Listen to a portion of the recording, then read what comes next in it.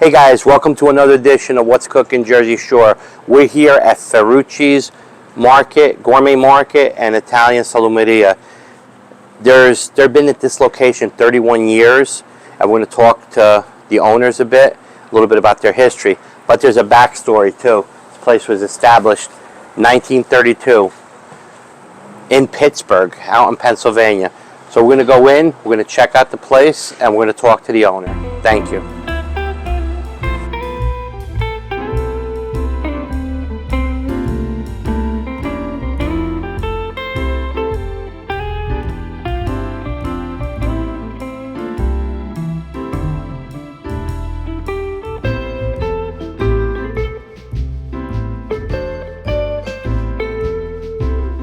Okay guys, I'm here with Michelangelo D'Amico.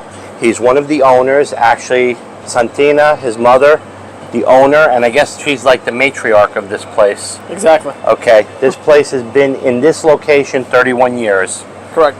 There's a backstory where it dates back to 1932. We'll talk about that a little bit later. But first, Mike, if you don't mind me calling you Mike, right? Of course. The first thing I want to touch on, the unique selection of everything. Was this the New Blood's brainchild when you guys came in, or was, your mom started it? Because I see things that, I go to a lot of different salumerias and stuff, like I told you, what impressed me when I saw the guanciale, right. When I saw the bresaola, right. When I saw the, Giuseppe Coco, a lot of places have, but your unique stuff, like all the gluten-free that you offer, all the imported stuff, the imported raviolis and everything, the imported gelato.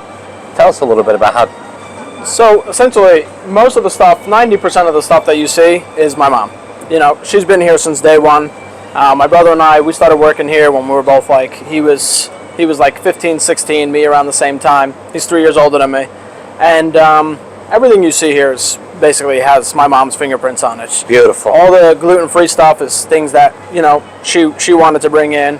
All the guanciale, the pancetta, all those things that you see, those are all things that she new to bring in because it's difficult to find in the area. Exactly.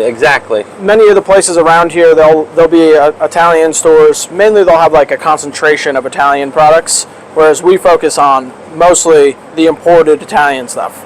And obviously we have other things like you see more American brands and things like that because we want to cater to all of our customers. Absolutely. But ultimately, she's the one who, brought this all forward by herself. And me and my brother are enhancing a little bit more. Exactly. We're in here modernizing. Some like an example, bringing in like grab-and-go fridge. This is where our coffee counter used to be. Right. Taking up a lot of space. We don't really sell that much coffee.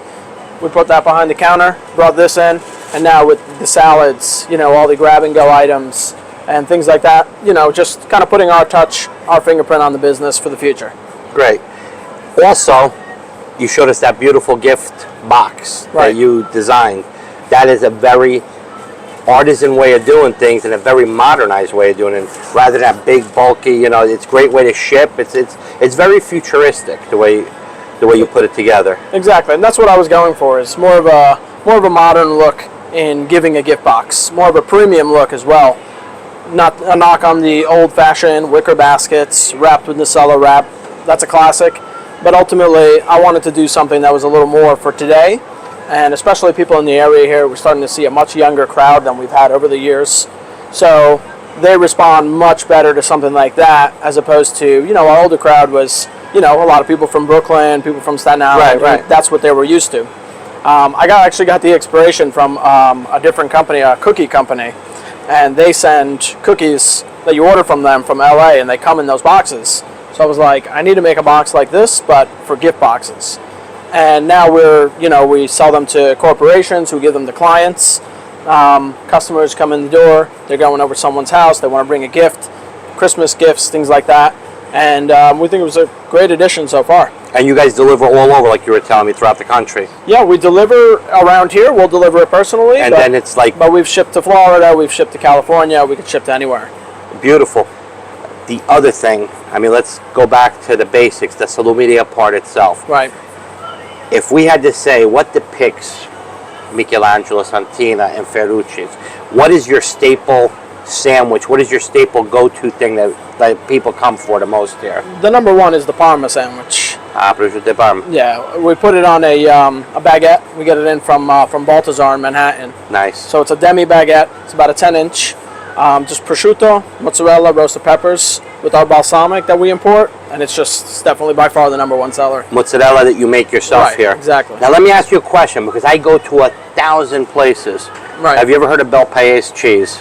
Oh yeah. Is that something you guys? We sell Bel Paese cheese. You know how many places I go to? The old school Yep. sandwich. Oh yeah. Was prosciutto and Bel Paese. It's Yeah. spread on it. Oh, it's we used to eat it phenomenal. in Patterson. It was Lazara Bakery used to make the bread, and we used to go to this little. I used to play soccer years ago for Roma. Right. Roma Club in Patterson, and it was phenomenal. I go to the biggest. I'm not going to name places. I've gone to some of the biggest so-called. Right. They don't even know what I'm talking about. Yeah, the Bel Paese. I've been making that sandwich for myself. It's not on the menu, but I make that for myself all the time. It's fantastic. And I like to put arugula on there too. Ooh, I never did it that way. Really good, really good. Just adds a little extra bite to it. Okay, so see it, guys. Chef Umberto, come to Ferrucci's. If you've never experienced heaven, prosciutto di Parma, which he's got a beautiful prosciutto di Parma, and Bel Paese cheese. Tell him Chef Umberto sent you. Spread on the bread, and now Mike's telling me a little bit of arugula on it. That sounds unbelievable. These are things that, pride yourself in that, because like I said, I shop and I look at stuff and I see you have a little bit of everything here. Right. But the variation of stuff, it's timeless, because you go from the classics to stuff that's, like I said, very futuristic. Right, exactly. So I really appreciate your time. Yeah. Appreciate you coming out. No, thank you. Sorry it took us so long to get out to you, but no we got worries. here. Pleasure. Thank you so And much. we're going to taste one of his signature sandwiches. He may even create mine, because I haven't had it in the longest time. We can do that. Talk to you in a little bit. All right. I'm going to try their signature sandwich, prosciutto di Parma, their homemade fresh mozzarella, un po' di balsamico, and roasted peppers on a baguette. Look at the bread. This is like you used to get in Hoboken, this kind of bread. Let me take a bite.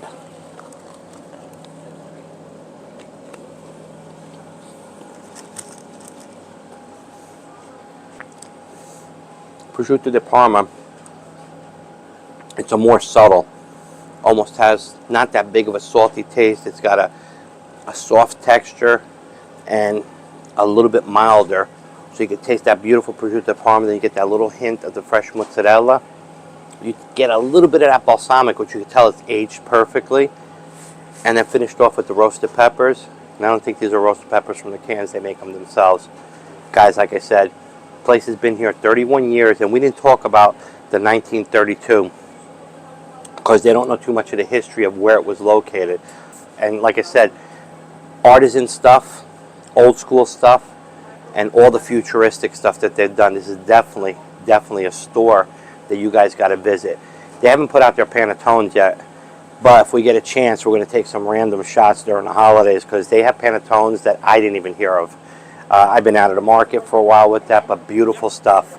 So this is Chef Umberto giving a great feature to this great gem that we found, that we were told about, and we were finally able to come see. I'll tell you a little bit more about it outside when I do the close. Talk to you later. All right, guys, this brings us to the end of another episode of What's Cookin' Jersey Shore. Ferrucci's Market. 31 years in business at this location. And like I said, we had that little backstory, 1932 from Pittsburgh. Guys, we have done so many gems, so many jewels. And you know what? Each one had their own identity and their own quality. This one right here, not the biggest one, not the smallest one, but by far, I have to say it, this has been the most inspirational one that we've gone to. Andrea, right? You agree with me with this? This place is next level. It's, Next level. like I said, it brings back the down-home, old-school stuff. It brings the basic stuff for the younger generation, like Mike was telling us about. And it's things that are futuristic into the next level. Guys, if you haven't gotten to Little Silver, you need to come to this market, because you will be like us. We do not want to leave. Every time we looked at something, we're trying stuff. I'm leaving here with 4 sandwiches. That's how good they are. You can tell I'll never lose weight like that. But listen, this is Chef Umberto. If you have a favorite place a place that you think is going to be iconic like this, an eatery, a pizzeria, bed and breakfast, put it in our comments. Let us know. We're going to try to get there as soon as possible. We're really getting backed up. For those of you that have written in for a certain place and we haven't gotten there yet, trust me, we're going to get there. Just bear with us. We're doing the best we can. But this is Chef Umberto for another episode of What's Cooking Jersey Shore. Tante belle cose.